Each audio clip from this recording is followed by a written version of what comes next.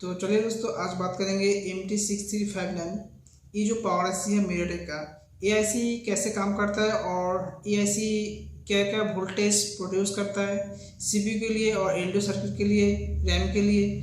तो इसी के ऊपर आज बात करेंगे और आज इतना डीपली बात करेंगे कि आप लोगों को जानकारी लेने में बहुत अच्छा रहेगा। जैसे हम लोग आज बात करेंगे कि यह वोल्टेज बक सर्किट से होकर CPU तक या फिर दूसरा IC तक कैसे जाता है और उस वोल्टेज में क्या एम्पियर, मतलब उस सिर्फ वोल्टेज का भी बात नहीं करेंगे, इसमें क्या एम्पियर भी आता है वो भी बताएंगे। और उस बक सर्किट में कितना हेनरी का कॉयल लगा रहता है, बक कॉयल, ये भी बात करेंगे। हम लोग बक सर्किट का कोई भी कॉयल किसी भी मोबाइल से उठाकर किसी भी कॉयल को साइज देखकर नहीं लगाएंगे। हम लोग को पता होना चाहिए बक सर्किट में कितना हेनरी का कॉयल लगा हुआ है और कौन सा कॉयल क्या काम कर रहा है। फुल अगर जानकारी नहीं होगा तो आप लोग फुल काम कभी कर नहीं पाएंगे। देखिए, पावर IC ट्रिगर हो रहा है कि नहीं हो रहा है और पावर IC काम कर रहा है कि नहीं कर रहा है, ये अगर पता होगा, ठीक है ना, तभी आप लोग फुल बोर्ड में रिपेयर कर पाएंगे कोई भी डेड मोबाइल में। तो वीडियो को पूरा अंत तक देखिए, बहुत सारा जानकारी आप लोग को मिलने वाला है। तो दोस्तों, आज हम लेकर आए हैं MT6359। ये जो मीडियाटेक का पावर IC है, इसका फुल कॉन्सेप्ट। तो ये पावर IC एक इतना बेहतरीन एक IC है कि ये अभी का बहुत सारा रेडमी का, ओप्पो का बहुत सारा मॉडल का जो 5G सेट आ रहा है, इन सब सेटों में भी ये IC अभी लगाया जाता है। देखिएगा यहाँ पर हमने यहाँ पर सर्च किया है MT6359। ये जो IC जो है ना, ये है इसका IC का मॉडल नंबर। देखिएगा यहाँ पर कितना सारा बोर्डों में ये मॉडल लगता है। देखिए Xiaomi का 10X जो एकदम लेटेस्ट वाला सेट है जो 5G का है इसमें भी ये सेट लगता है।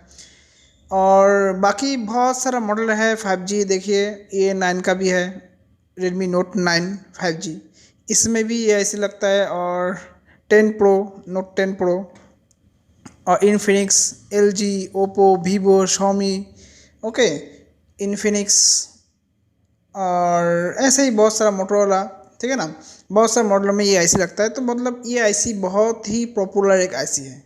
तो इस IC के बारे में फुल जानकारी नहीं मिलेगा तो आप लोग कभी भी फुल काम कर नहीं सकते।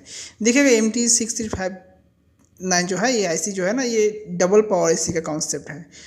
आप लोग सोच रहे हैं कि सर ये IC का कॉन्सेप्ट पढ़ के हम लोगों को क्या होगा। देखिएगा बहुत सारे मैकेनिक्स भाई ना, असल में प्रॉब्लम कहाँ पे है ये ढूंढने में दिक्कत आ जाता है।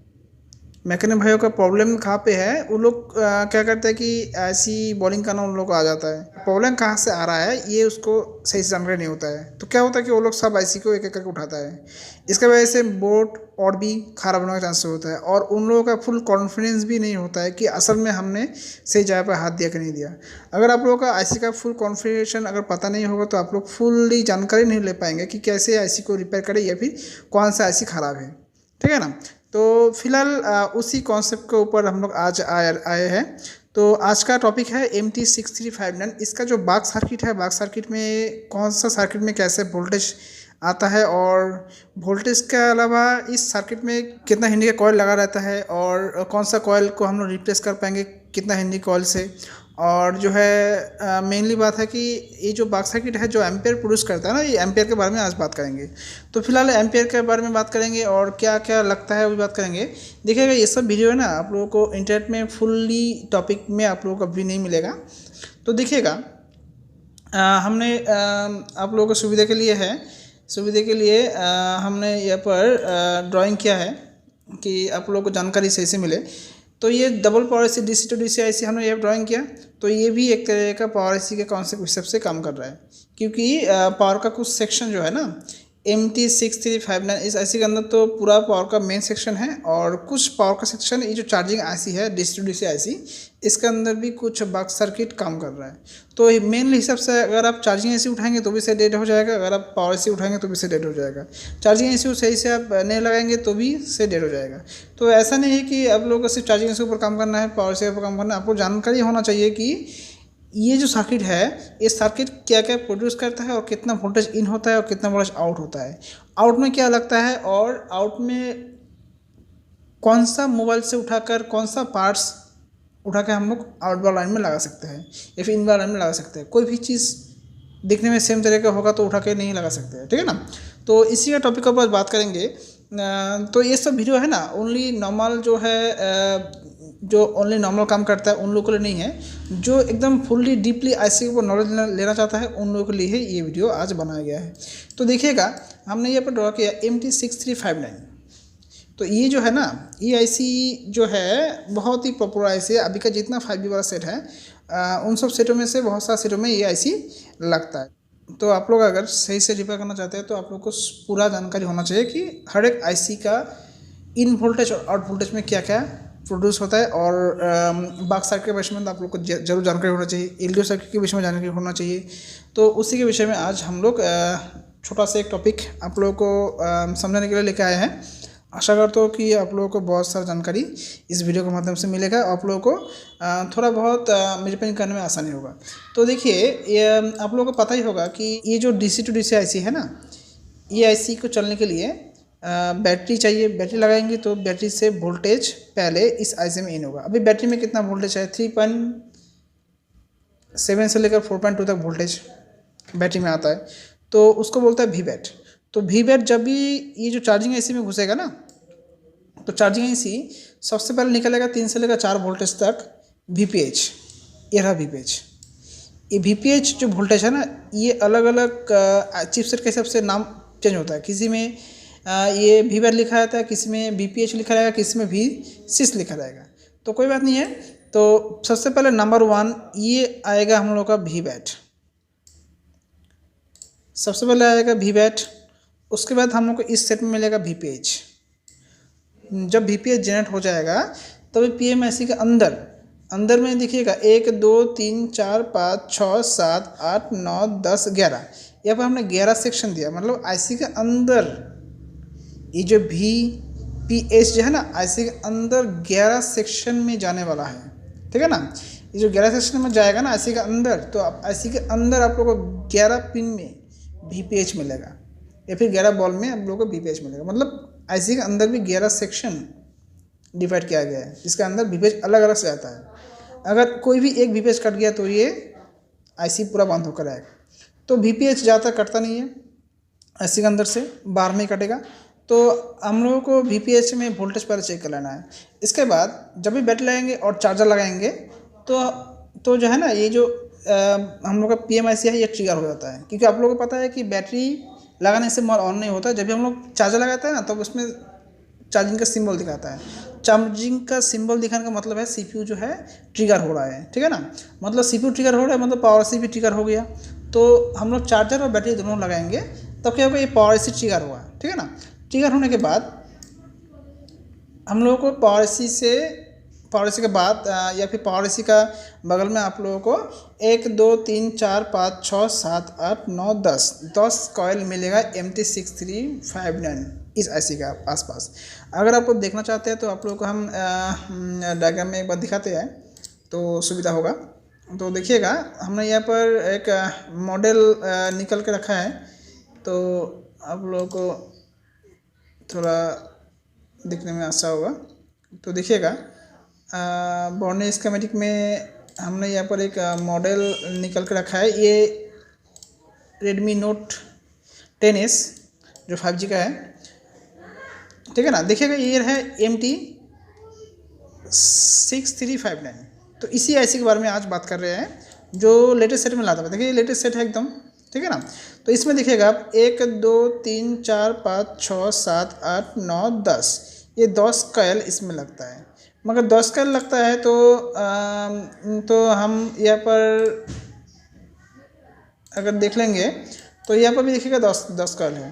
तो बोर्ड में जो ना ये जो कॉयल जो है थोड़ा सा आगे पीछे लगा रहता है। आप लोगों को समझाने के लिए हमने ये कॉयल बगल में लगाया है कि कौन सा कॉयल में कितना वोल्टेज क्या क्या मिलेगा।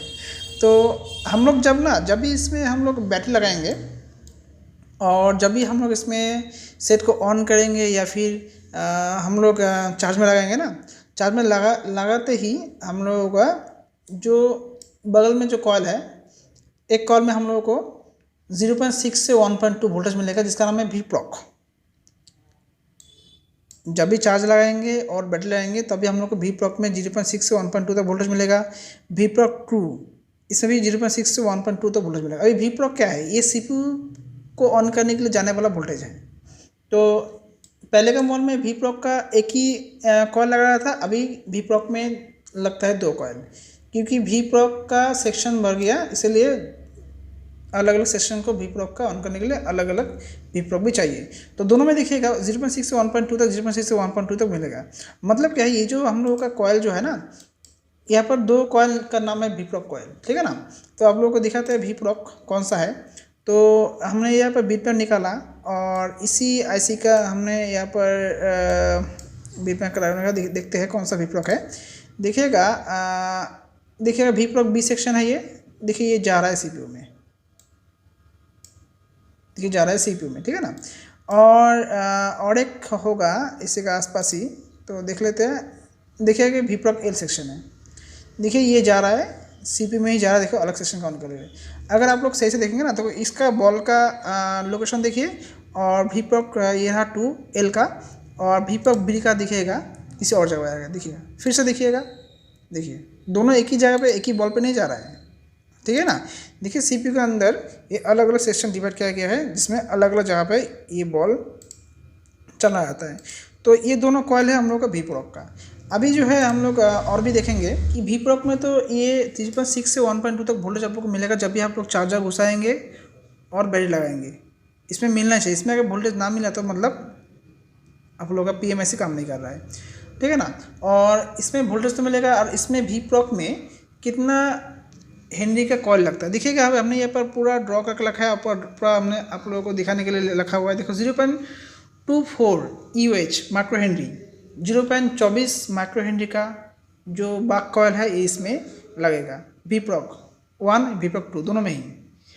कोई भी अगर वी प्रॉक का कॉइल ख़राब हो गया तो किसी भी जगह से हम लोग उठा के कॉइल नहीं लगा सकते हैं। हम लोगों को मापना पड़ेगा या फिर डायग्राम में देखना पड़ेगा कि दूसरा सेट में 0.24 UH का जो कॉइल है कहाँ पे लगा हुआ है, उस जगह से उठाकर हमको इसमें इनपुट करना है, ठीक है ना। तो नेक्स्ट वाला कॉइल जो है उसका नाम है वी कोर। देखिए इसमें दिखाया था कि वी कोर मतलब CPU को ऑन करने के लिए जो वोल्टेज आता है CPU का कोर को ऑन करने के लिए, ठीक है ना। तो ये पावर से बनकर CPU में चला जाता है।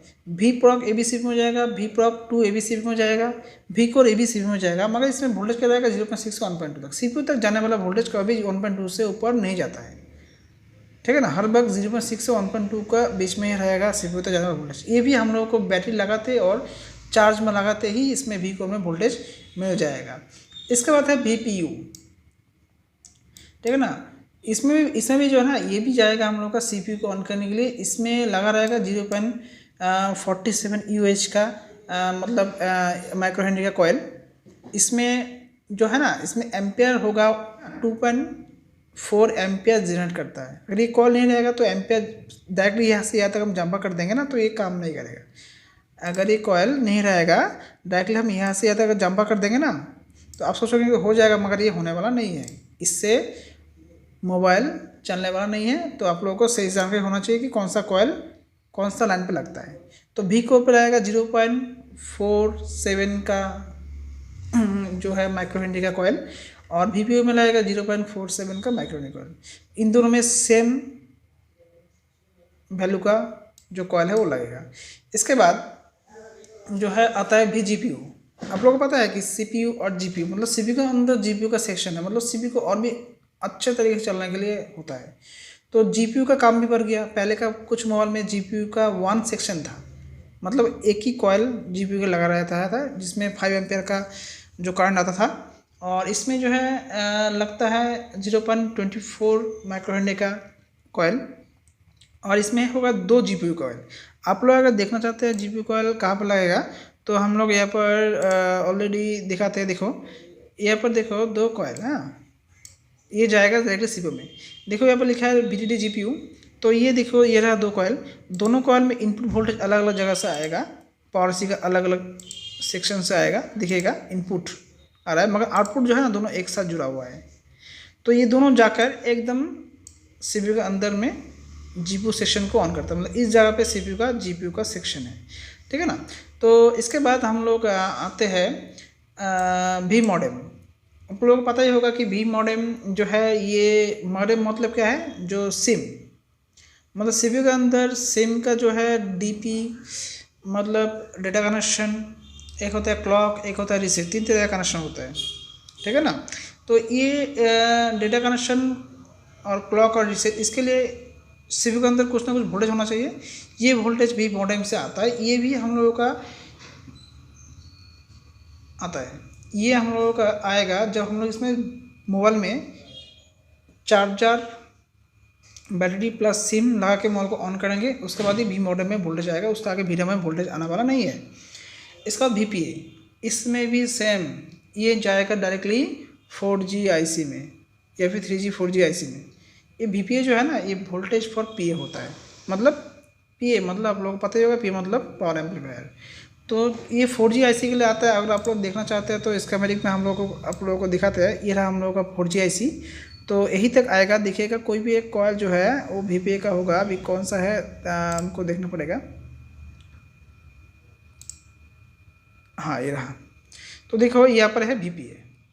देखो ये कॉइल जो है ना, ये पावर सी से वोल्टेज आ रहा है। आने के बाद इस कॉइल में एम्पियर जनरेट होने के बाद ये पीए आईसी में चला जाता है, 4G पीए में, ठीक है ना। तो ये हम लोग का वीपीए के लिए, ये भी हम लोग का सिम लगने के बाद ही आएगा और सिम को ऑन करेंगे तब, ठीक है ना।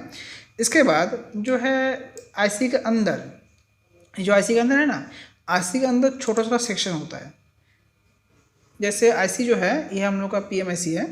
ये आईसी 1.8, 1.0, 0.6, 0.9, 0.3 ऐसा बहुत सारा छोटा छोटा बड़ा बड़ा वोल्टेज अलग अलग सेक्शन को ऑन करने के लिए ये भेजता है।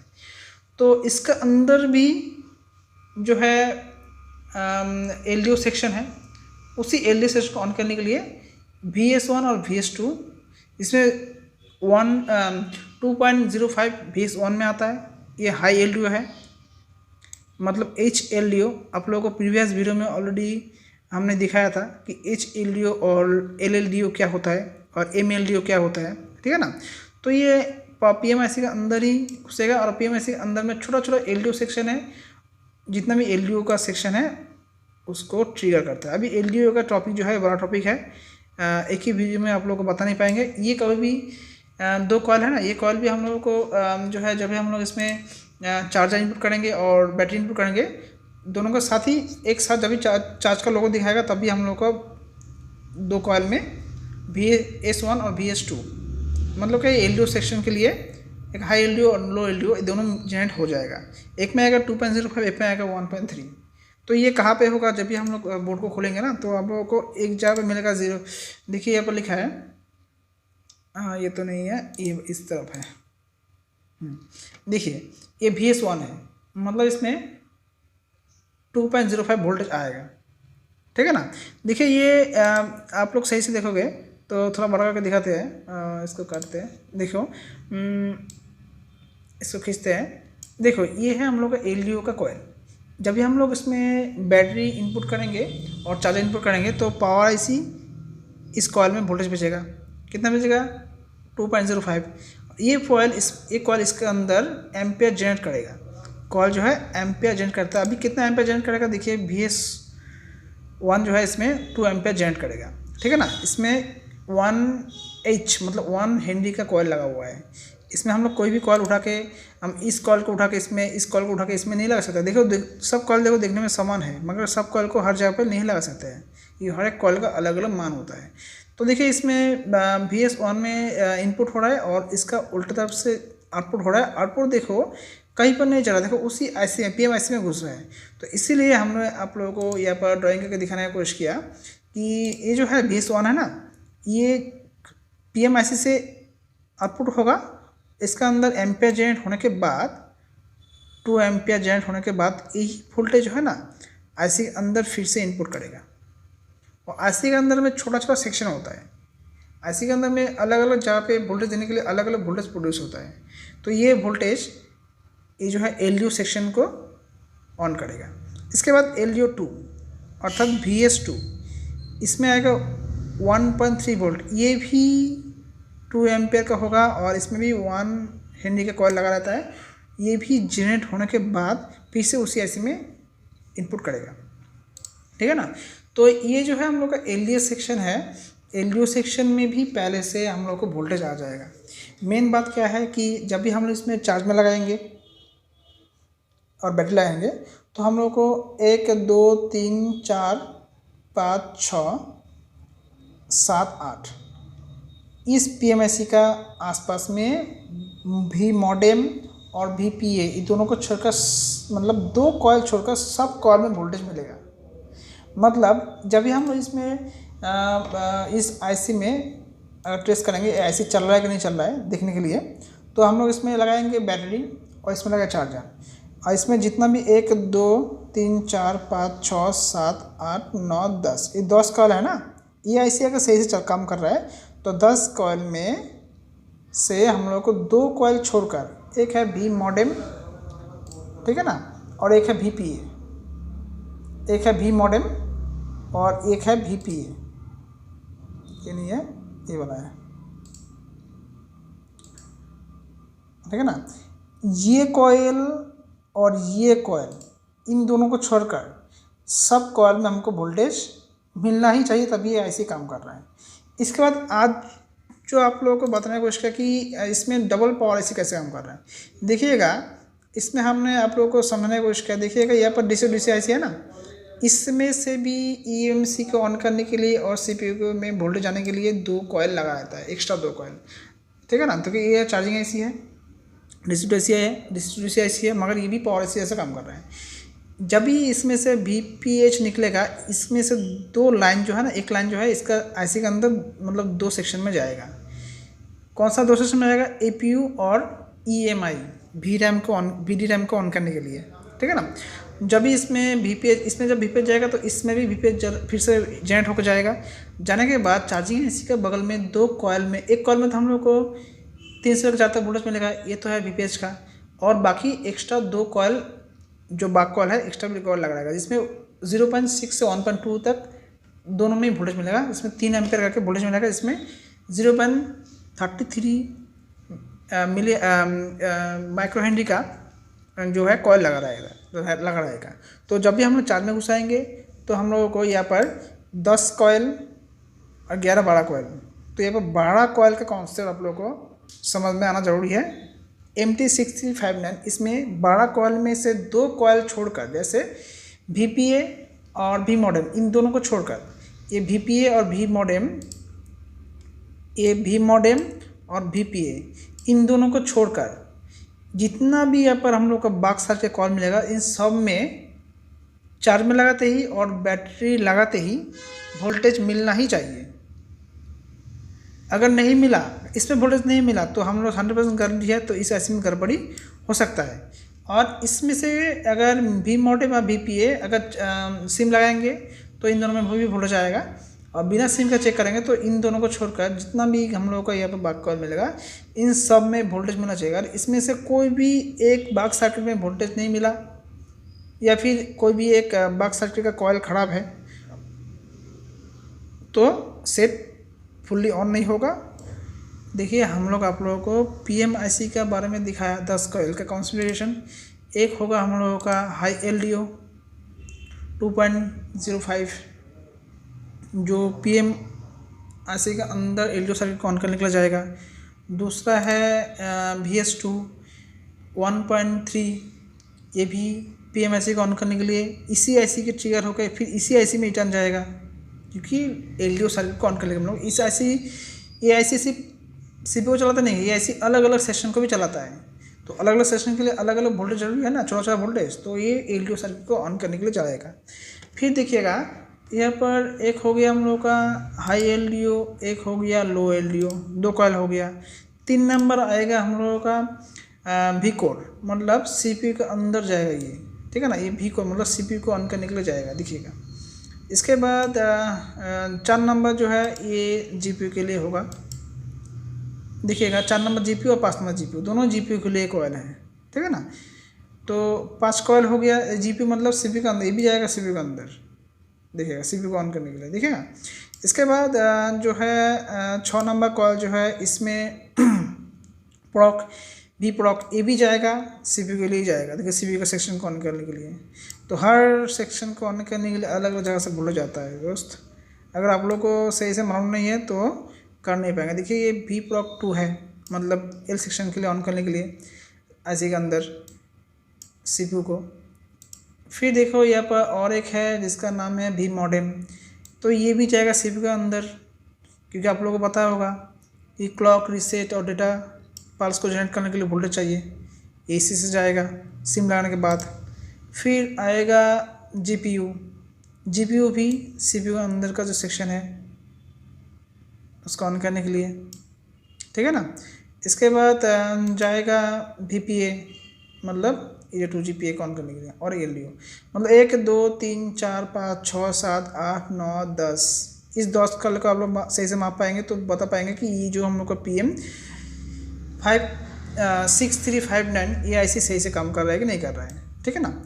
इसके बाद हम लोग बात करेंगे कि ये जो हम लोग का चार्जिंग आईसी है, ये इसका आसपास भी हम लोग को 2 कॉइल एक्स्ट्रा मिलेगा। देखो मिल रहा है ना, ये चार्जिंग आईसी है, देखो ये चार्जिंग आईसी से निकल रहा है। तो किसी किसी में ना ये चार्जिंग आईसी लिखा नहीं है, इसमें ये भी पावर से लिखा है। देखेगा आप लोग, देखिएगा ये है हम लोग का PMIC 6359, देखिए यहाँ पर लिखा है पावर आईसी। और अगर आप लोग इसी बोर्ड को घुमा के देखेंगे ना तो वो देखोगा यहाँ पर इसको भी पावर आईसी बोला गया। देखो MT6360P, मतलब इस सेट में 2 पावर आईसी का कॉन्सेप्ट है। तो 2 पावर आईसी और 3 पावर आईसी कुछ भी नहीं है, आप लोगों को जानकारी होना जरूरी है कि कौन सा पावर आईसी कैसे काम कर रहा है और कौन सा पावर आईसी कितना वोल्टेज जनरेट करता है और कहाँ पे करता है। तो देखो यहाँ पर और एक 2 वोल्टेज मिलेगा, जिसमें देखो ये जो है सेकंड पावर से निकल रहा है, और ये भी जाएगा हम लोग का सीपीयू को ऑन करने एपीयू वोल्टेज, ठीक है ना। जैसे जीपीयू होता है वैसे ही एपीयू होता है, ओके। सीपीयू को ऑन करना जाएगा। दूसरा है EMI वोल्टेज, ये भी इस आईसी से होकर ये डायरेक्टली जो है AMC आईसी में चला जाएगा। AMC को वोल्टेज को ऑन करने, मतलब AMC आईसी मतलब कि इसके अंदर रैम सेक्शन को ऑन करने के लिए। EMI जो है ये रैम सेक्शन को ऑन करने के लिए आता है। अगर रैम सेक्शन अगर सीपीयू के ऊपर लगा रहेगा तो ये जो है सीपीयू के ऊपर ही दिखाएगा, मगर रैम सेक्शन जो है इसका अंदर लगा हुआ है, तो इसीलिए ये हम लोग का फ्लैश आईसी के अंदर दिखा रहा है। तो यही है मेनली बात कि डबल पावर आईसी कॉन्सेप्ट में जो अभी का जो है मोबाइल में आप लोगों को पता होना चाहिए कि चार्जिंग आईसी और पावर आईसी दोनों मिलकर काम करता है, दोनों में से कोई एक गड़बड़ या से डेड हो जाएगा। तो चार्जिंग आईसी अगर और पावर आईसी दोनों ऑन है तो हम लोग को इस सब जगह पे हम लोग 100% वोल्टेज मिलेगा ही, ठीक है ना। इसमें से 12 कॉइल का कॉन्सेप्ट है, VPH मिला के 13 कॉइल। तो ये 13 कॉइल में से हम लोगों को चार्ज में लगाने के बाद और बैटरी लगाने के बाद 2 कॉइल में एक होगा V मॉडेम और एक होगा VPA। इन दोनों कॉइल छोड़कर बाकी सब में वोल्टेज मिलना ही चाहिए, नहीं तो वो आईसी काम नहीं कर रहा है। तो आईसी बदलना या फिर आईसी उठाना ये कोई बड़ा बात नहीं है। मिनिमम 10 दिन या 15 दिन ट्रेनिंग करने से आप लोग का आईसी फुल आईसी, डबल लेकर आईसी या फिर सिंगल लेकर आईसी, सब आईसी आप लोग बदल पाएंगे, कोई बात नहीं है। मगर आईसी बदलेंगे आपको तो पता होना चाहिए असल में कौन सा आईसी ख़राब है। आप लोगों को नॉलेज तो होना चाहिए। देखिए नॉलेज ही पैसा है। मोबाइल रिपेयरिंग एक बहुत बड़ा कॉन्सेप्ट है जिसमें आप लोगों को सीखना पड़ेगा, स्टडी करना पड़ेगा। तो आप लोगों को अगर चीज़ें समझ में नहीं आता है ना तो आप लोग क्या कीजिएगा पता है, नोट कीजिएगा। जो भी हम लोग आप लोगों को बोल रहे हैं इसको नोट पैड में आप लोग नोट कीजिएगा या फिर आप लोगों का नोटबुक नोट कीजिएगा, तो इसमें क्या होगा, सीखने में आसानी होगा। तो थैंक यू व्यूअर्स वीडियो को फुल्ली देखने के लिए। मिलते हैं नेक्स्ट वीडियो में।